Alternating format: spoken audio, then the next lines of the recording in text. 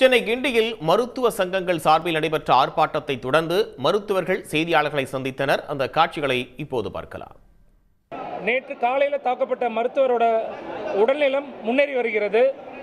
இந்த பிரச்சனையோட சீரியஸ்னஸ் புரிஞ்சு அதற்கு உடனே ஒரு மீட்டிங் கன்வே பண்ணி அதுக்கு ஒரு சொல்யூஷன் கொண்டு வரப்படும்னு அஷூரன்ஸ் கொடுத்த மாண்புமிகு சுகாதாரத்துறை அமைச்சர் அவர்களுக்கும் டெப்டி சிஎம் அவர்களுக்கும் மாண்புமிகு முதலமைச்சர் அவர்களுக்கும் இந்த தருணத்தில் நன்றி தெரிவித்துக் கொள்கிறேன். இதில் முக்கியமான ஒரு நபருக்கு நான் நன்றி சொல்லணும். எல்லாத்துக்கும் மற்றதை பேசுறதுக்கு முன்னாடி இன்னைக்கு தாக்கப்பட்ட மருத்துவர் உயிரோடு இருக்காருன்னா அதுக்கு முக்கிய காரணம் மக்களில் ஒருவராக இருக்கக்கூடிய ஒரு நோயாளியின் உறவினர் தான்.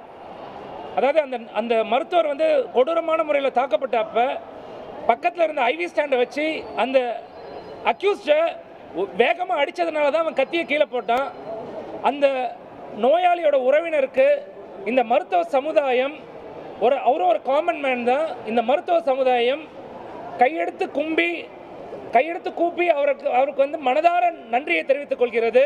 நேற்று உயர்கட்ட அளவில் ஒரு மீட்டிங் நடந்தது. அதில் மாண்புமிகு அமைச்சர் அவர்களும் ரெஸ்பெக்டட் ஏடிஜிபி அவர்களும் ரெஸ்பெக்டட் ஹெச்எஸ் அவர்களும் இந்த மீட்டிங்கை நடத்தினாங்க.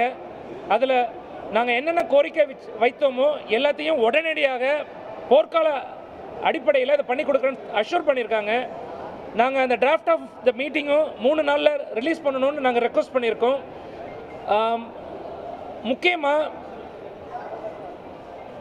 ஹாஸ்பிட்டல் ப்ரொடெக்ஷன் ஆக்டில் அக்யூஸ்டை அரெஸ்ட் பண்ணணும், அவருக்கு அதிகபட்ச தண்டனையை ஆஸ் பர் த லீகல் வாங்கி கொடுக்கணுன்றதை இன்க்ளூடிங் கேபிட்டல் பனிஷ்மெண்ட் அளவுக்கு வாங்கி கொடுக்கணுன்றதை ரெக்வஸ்ட் பண்ணியிருக்கோம்.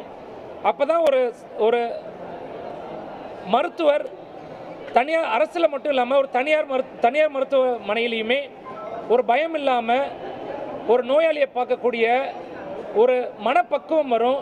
இந்த நோய் தீரும் அப்படின்ற நம்பிக்கை இருந்தால் தான் அந்த நோய் தீரும். ஸோ அந்த நம்பிக்கையை கொடுக்கறது நம்ம சுற்றி இருக்கக்கூடிய சமுதாயத்திலையும் இம்பார்ட்டன்ஸ் இருக்குன்றதை நாங்கள் சொல்லியிருக்கோம். அதையும் இம்பார்ட்டண்ட்டாக ரெக்வஸ்ட் பண்ணியிருக்கோம்.